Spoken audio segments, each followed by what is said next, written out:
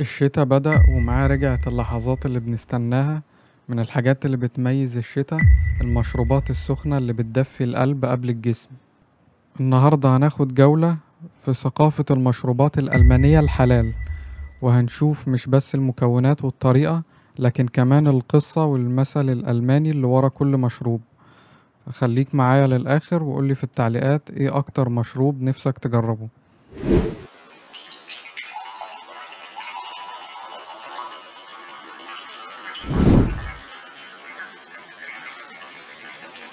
ما تنساش تحط لايك واشتراك وتقولي رأيك في التعليقات. أول مشروب معانا تي mit Honig und Zitrone، شاي بالعسل والليمون.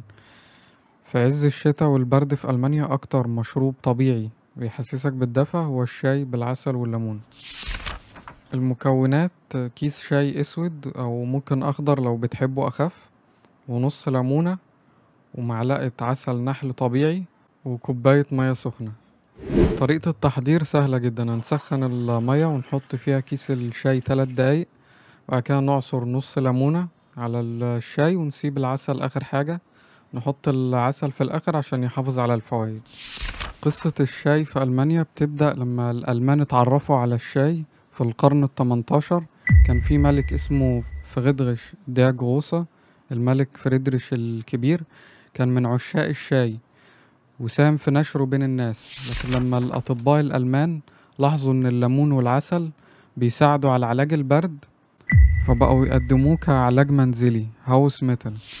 فلحد دلوقتي لو رحت بيت ألماني وانت مريض أو عندك برد، أول حاجة هيقدموها لك شاي بالعسل والليمون. والألمان عندهم مثل بيقول جيزوند هايت ist das höchste Gut، يعني الصحة هي أعظم كنز. تاني مشروب معانا هايس شوكولادة، الشوكولاتة السخنة. في الشتاء في ألمانيا مفيش أدفى ولا أطيب من كوباية شوكولاتة سخنة. بالنسبة لهم في ألمانيا بيخليه يحس إنه رجع طفل صغير تاني. المكونات كوباية لبن، ومعلقتين كاكاو خام أو شوكولاتة دارك مبشورة، ومعلقة سكر، وكريمة مخفوقة أو مضروبة في الخلاط. وطريقة التحضير سهلة. بنسخن اللبن على النار من غير ما يغلي، ونضيف الكاكاو أو الشوكولاتة ونقلب لحد ما تدوب، ونزود شوية سكر لو عايز الطعم يبقى مسكر، ونصبها في الكوباية، وآخر حاجة نزينها بالكريمة. قصة المشروب ده بدأت لما الكاكاو كان أصله من أمريكا الجنوبية، وجابوا الأسبان لأوروبا في القرن الستاشر.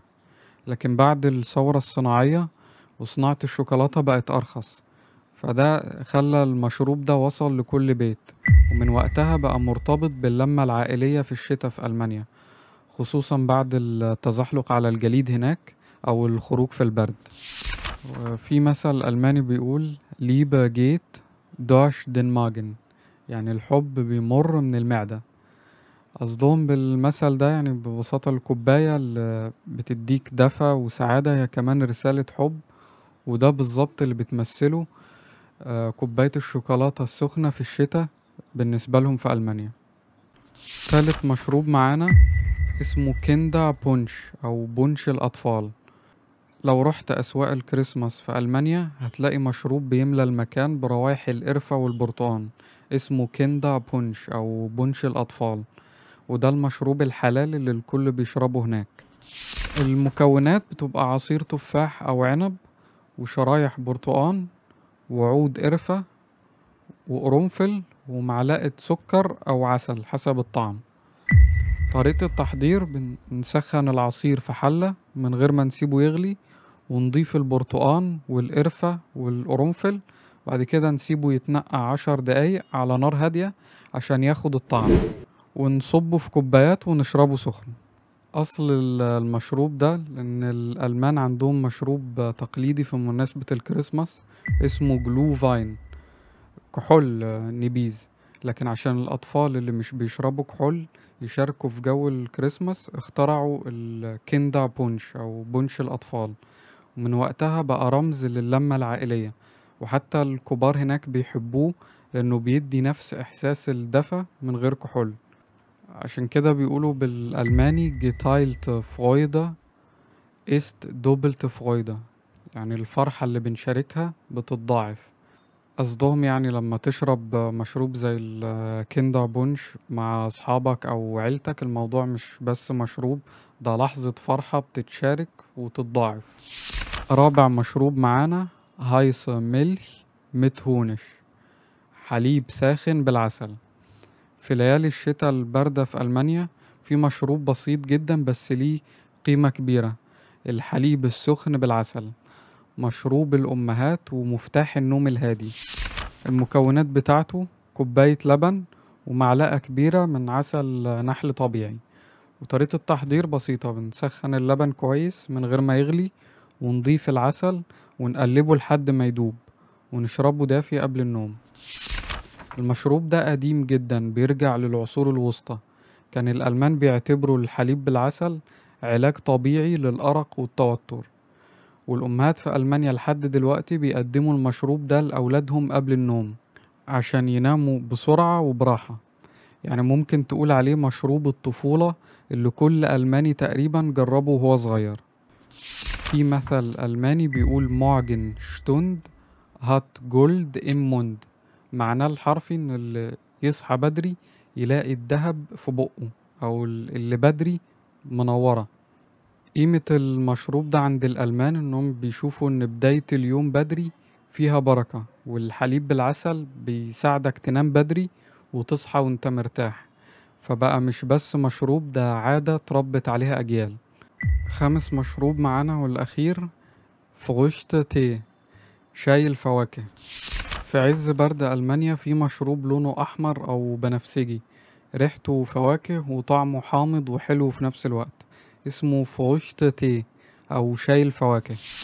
المكونات بتاعته بتبقى خليط فواكه مجففة، تفاح وكريز وتوت وكركديه وزبيب وموضوع كبير، ومية سخنة. طريقة التحضير، بنغلي المية كويس ونضيف فيها الفواكه المجففة أو نجيب كيس شاي جاهز ونسيبه يتنقع من 5 ل10 دقايق، نشربه سخن أو ممكن حتى بارد في الصيف.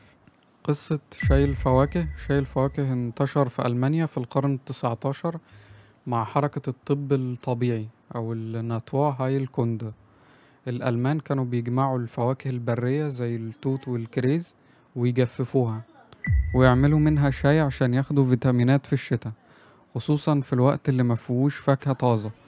فالنهاردة شاي الفواكه بقى مشروب عائلي أساسي، بتلاقيه دايما في بيوت الألمان خصوصا لما يتجمعوا في أعداد شتاء دافية.